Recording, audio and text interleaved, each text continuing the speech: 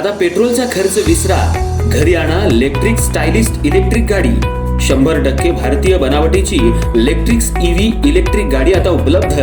5 वर्षांची वॉरंटी, आकर्षक कलर्स आणि स्पोर्ट्स डिझाईन. एकदा चार्ज करा आणि 100 ते 140 किलोमीटर पर्यंत रेंज. अत्याधुनिक सर्व्हिस सुविधा, लोन सुविधा सुद्धा उपलब्ध.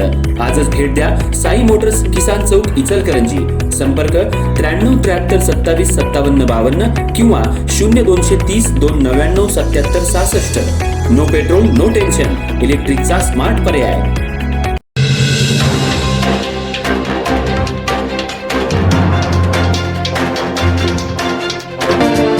इचलकरंजी शहरातील डॉक्टर बाबासाहेब आंबेडकर पुतळा ते महासत्ता चौक या मार्गावर सध्या सिमेंट कॉन्क्रीटच्या रस्त्याचं काम सुरू आहे. या रस्त्याच्या कामादरम्यान नव्यानं पाण्याची मुख्य पाईपलाईन टाकण्यात आली आहे. मात्र ही पाईपलाईन सुरुवातीपासूनच वारंवार लिकेज होत असल्यानं नागरिकांमधून नाराजी व्यक्त होतीये. रविवारी गावभाग पोलीस ठाण्याच्या पुढील बाजूला मुख्य पाणी पाईपलाईन अचानक फुटल्यानं मोठ्या प्रमाणात पाण्याचा फवारा उडत होता. यात लाखो लिटर पाणी मात्र वाया गेलं. त्यामुळे परिसरात मोठ्या प्रमाणात पाणी साचलं होतं. रस्त्यावरून जाणाऱ्या वाहन चालकांना तसंच पादचाऱ्यांना याचा त्रास सहन करावा लागला. काही वेळ परिसरात वाहतुकीचीही अडचण निर्माण झाली होती. स्थानिकांनी तातडीनं महानगरपालिका प्रशासनाला माहिती देण्याचा प्रयत्न केला.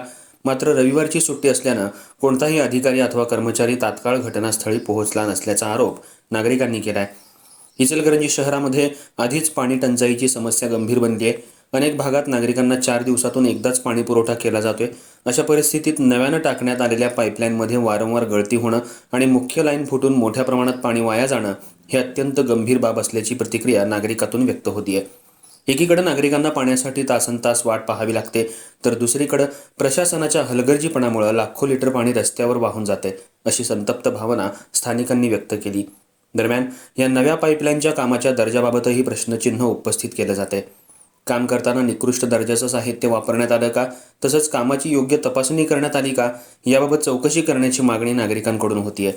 संबंधित ठेकेदारावर कारवाई करून भविष्यात अशा घटना टाळण्यासाठी महापालिकेनं कठोर उपाययोजना कराव्यात, अशी मागणीही सध्या जोर धरू लागली आहे. या घटनेमुळे शहरातील पाणी व्यवस्थापनाचा प्रश्न पुन्हा एकदा ऐरणीवर आला असून प्रशासनानं तातडीनं दखल घेऊन नागरिकांना दिलासा देण्याची गरज व्यक्त केली जाते.